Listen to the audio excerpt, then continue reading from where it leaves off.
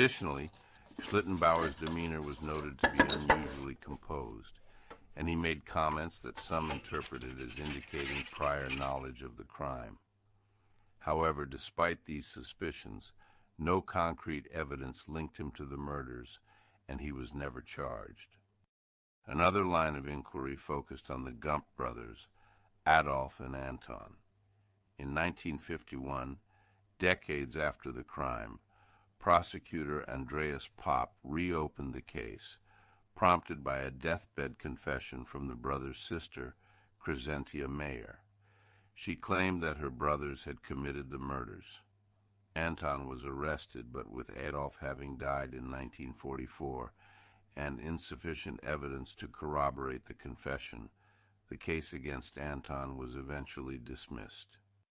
Over the years, various other individuals fell under suspicion.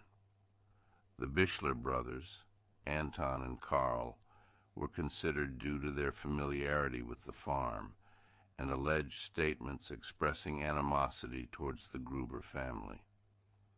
Peter Weber was implicated by a former acquaintance, Joseph Betz, who claimed that Weber had discussed the remote location of Hinterkaifeck and suggested killing the family for their money.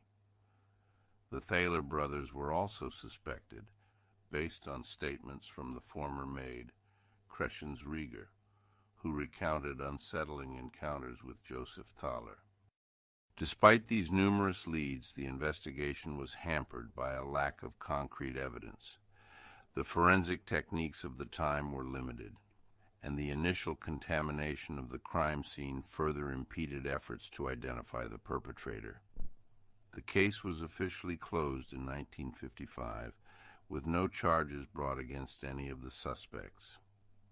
The last known interrogation related to the case occurred in 1986, shortly before the retirement of Detective Chief Superintendent Conrad Müller. In the years that followed, the Hinterkaifeck murders became the subject of extensive speculation and analysis.